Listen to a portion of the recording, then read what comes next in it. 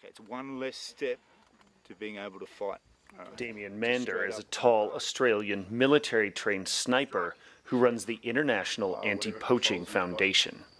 He is the founder of Akashinga, which means the brave ones. He used to believe women had no place in the military, but he changed his mind.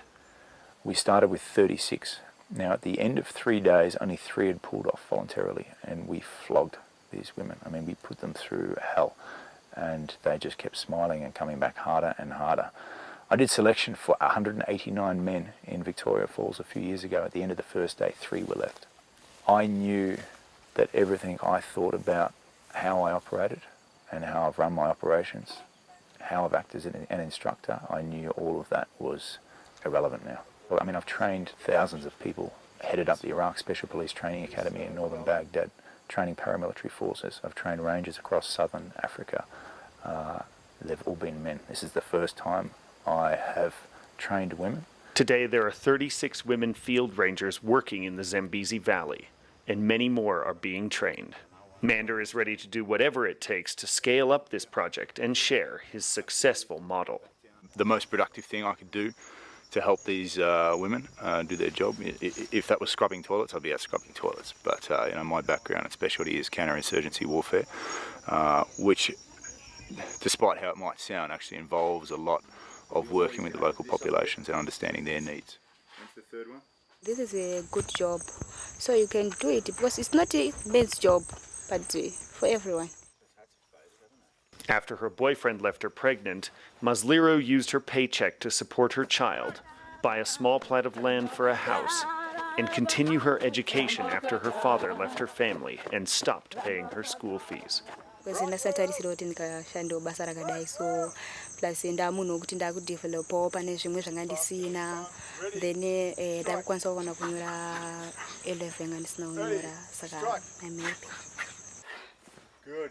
As for me, I can see that we are now equal to men. We are 50-50. The project magnifies community development by paying good salaries to these women from the surrounding communities, who then plow their money back into solving social problems.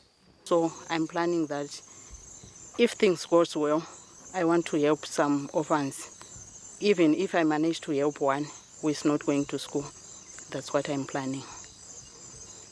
According to scientist Victor Muposhi from Chinhoyi University of Technology, there is something very special happening here in Zimbabwe's lower Zambezi Valley. Right in the middle of nowhere in the Zambezi Valley. And it is the beginning of a bigger and greater movement. And people will be surprised, but we're going to develop it to become one of the best models of conservation and protection of wildlife and community development based on women empowerment. Adrian Stern, the photographer who created these remarkable images of the powerful women in this project, agrees with Victor.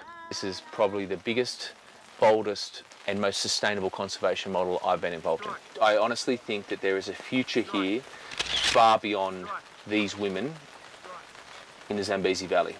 They are a prototype. It is a format that can be rolled out through this entire country and beyond. Conservation is self-preservation. What we have done to our planet will end up happening to us, no doubt. So what we do to the animals, we do to ourselves. According to Vimbai Kumiri, lots of new women are keen to join up.